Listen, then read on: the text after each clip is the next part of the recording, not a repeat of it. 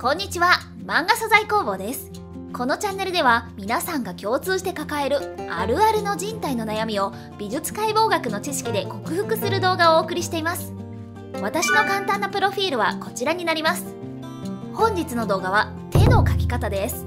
手は体の中で最高峰に難しく、手を見ればその人の画力がわかるとまで言わせるパーツです。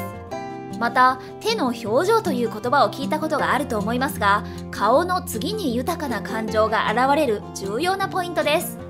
漫画やアニメを見ていても、手だけで感情を表現するシーンって結構ありますよね。私は結構手フェチなので、リアリティに基づいた色気のある手には本当に憧れてしまいます。美しい手にエロスを感じる方も結構多いんじゃないでしょうか。今回の動画ではそんな手フェチの方々のため、少しでも手のリアリティをレベルアップしたい方のために、色気のある手の描き方を手の構造から分析して解説します。この動画を最後まで見れば、いろんなアングルの手のデッサンがかなり安定しますので、ぜひ最後までご覧ください。今回ご紹介するポイントは3つ。1つ目が手の簡易構造と手の土台。2つ目が土台の構造を学ぶ。3つ目が指の構造を学ぶ。これらを一つ一つ解説していきます。まず1つ目のポイント、手の簡易構造と手の土台についてです。手を描くときはまず指に注目してしまうと思いますが、実は手の作画を安定させる一番のポイントは手のひらです。ほとんどの方は指を重視して手のひらや手の甲はなんとなくおまけという印象で描いていると思いますが、実はそれが手のデッサンが大きく崩れる原因となります。まず手や足がなぜ難しいかというと、体の部位の中で最も可動ポイントが多いパーツだからです。手足を除いた体全体の関節が十数個なのに対し、手は片手だけでそれ以上の関節が存在します。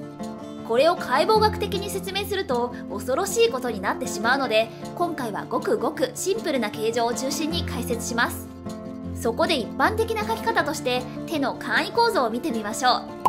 手を描く際はこのような四角の形状をイメージします。下の正方形が手の土台となる手のひら、上の正方形が指で、中指と手の土台はおよそ1対1の長さ、そして中指は手の正中線にあります。指の長さはそれぞれ違っていて、中指を基準に人差し指、薬指が少し短く、小指は薬指の第一関節の長さになります。親指の指先は手のひらからちょっと飛び出しているくらいで、第二関節は手のひらの中央の位置にあります。4本の指にはこのようなアーチができ、親指は独立しています。これを元にすると、このようにそれっぽい手が出来上がりますね。多分手の描き方で検索すると、これらを解説した動画がたくさん出てくるはずです。ですが、この描き方には決定的に欠けているものがあります。この図をもとに別のアングルで手を描いてみましょう。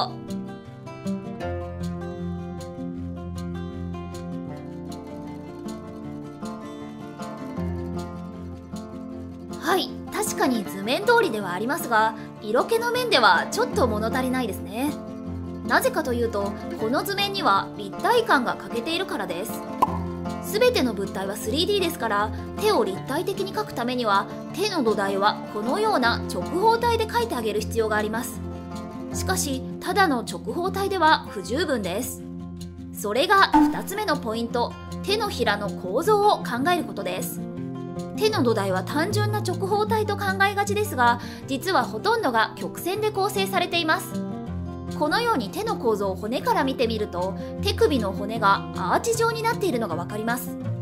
手の土台の骨となる中手骨はこの手首のアーチに沿ってついており、つまり手のひらは直線ではなく緩いカーブを描いています。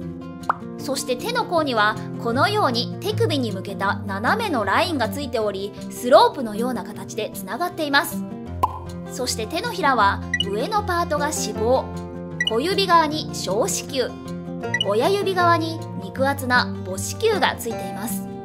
この小子宮は手の甲側のシルエットにも影響しますので、膨らみを忘れずに追加しましょう。そして母子宮は横から見た時のシルエットに影響します。これが手の土台の基本的な形になります。では、この土台をもとに手を描いてみましょう。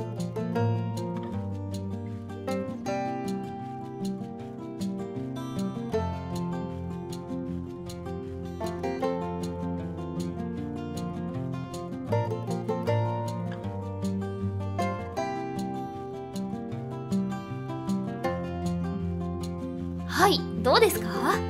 平面図やただの直方体と比べてかなりリアリティが増しましたよね。よくこのアングルの描き方は分かったけど別のアングルにしたらいまいちな絵になってしまうということはありますよね。それは物の正しい構造理解が足りないために起こる現象なんです。このようにきちんと構造を分析してパーツごとに分けてあげるとアングルを変えた時の再現性が爆上がりしますので、構造はしっかりと覚えましょう。それでは今度は3つ目のポイント、指の構造を見てみましょう。まず指の付け根ですが、土台の断面を見ると手の甲から手のひら側に向けて斜めのラインが見て取れます。指の間にある水かきがこの傾斜です。つまり手の甲側から見た指はこの傾斜の分だけ少し長く、手のひらから見た指は少し短く見えます。自分の手をひっくり返してじっくり見比べてみてください。そして気をつけたいのが指の付け根の関節です。同じく傾斜による影響で甲の指の付け根はこの部分ですが、手のひら側から見ると指の付け根は脂肪の中にあるんです。指の関節は親指が2つ、それ以外の指は3つです。指を描く上で大事なのはこの関節を表現してあげることです。ここでご自身の指を見てみてください。関節には連結部の骨に加えて靭帯がついています。これらが関節部分の膨らみを作っています。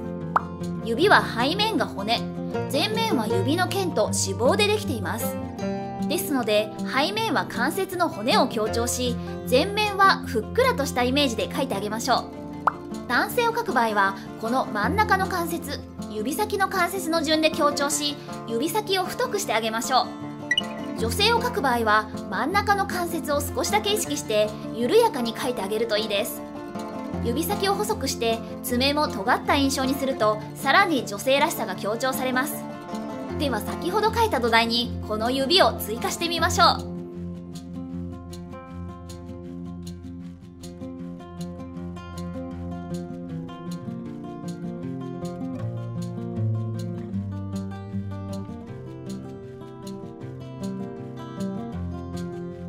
はい、こんな感じになりました。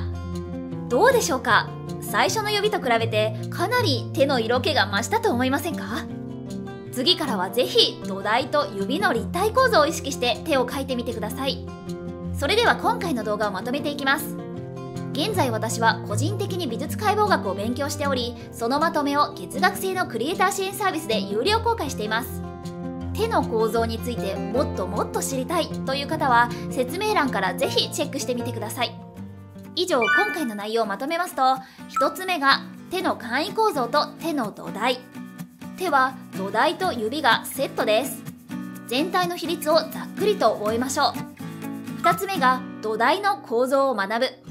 手のひらと手の甲は平面でもなければ単純な直方体でもありません。パーツごとに分解した立体構造をしっかりと理解しましょう。3つ目が指の構造。指は関節部分を意識しましょう。関節と指先の描き方が男女の描き分けのポイントです。手に限らず人体のパーツは構造を知れば知るほど魅力的なラインが再現できるようになります。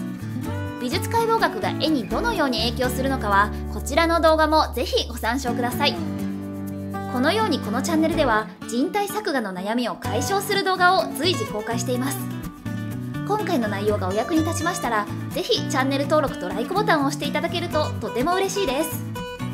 Twitter と Pixiv では無料の画像解説を随時公開していますので、ご興味のある方はそちらもぜひフォローしてください。それでは最後までご視聴いただきありがとうございました。また次の動画でお会いしましょう。バイバイ。